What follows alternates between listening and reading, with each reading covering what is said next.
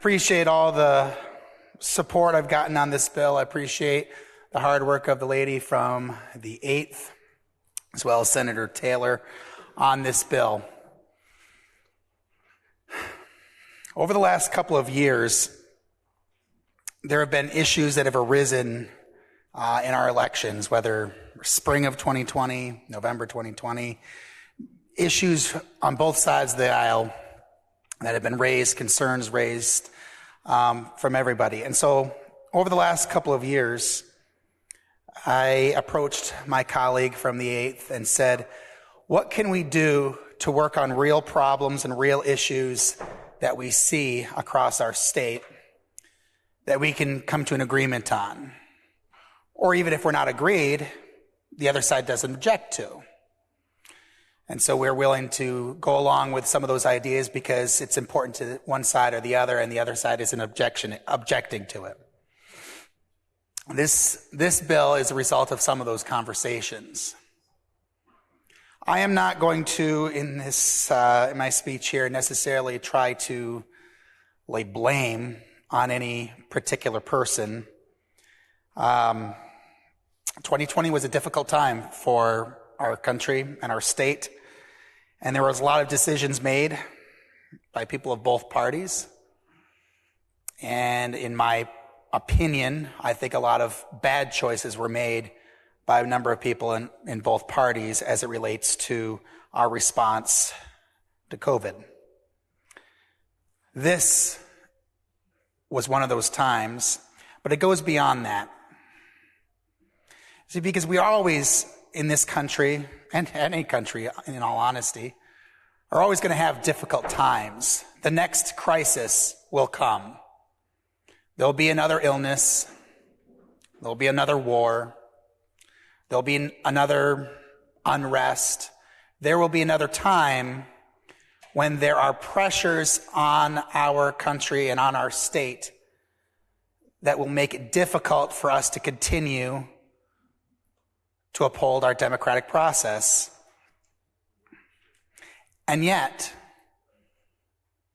those pressures should never result in what we saw happen in April of 2020. If we do not continue to uphold our elections and the right of people to vote, then why are we in this building?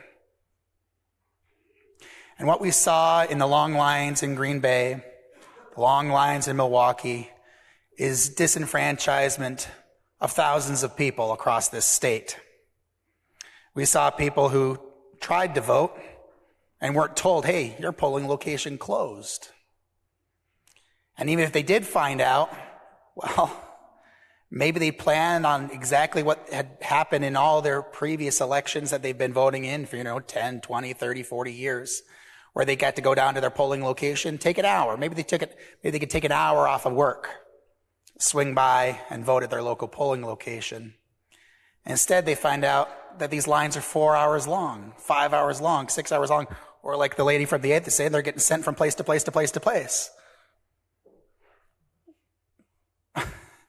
And then what happens? These people have other lives. Too many of them. And even if it was one, it's too many, but many, many people looked at that long line and said, gosh, I got to pick up my kids in an hour.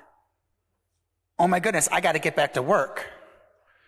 Maybe they worked the night shift and didn't get up until, 4, 5, 6 o'clock out. They could swing down for a short little trip down to their polling location, cast that vote. And they were denied. So that's the impetus of this bill, is to say that in Wisconsin, never again will we simply shut down our polling locations because of difficult times. In Wisconsin, we uphold the right of the people to vote, and we want to make sure that it's as unlikely as possible that this has to be adjusted due to unforeseen circumstances. As the lady from the 8th said, if a polling location burns down, this bill will allow for last-minute change-ups. But the idea of this bill is to uphold our democratic process now and into the future. Thank you, Mr. Speaker.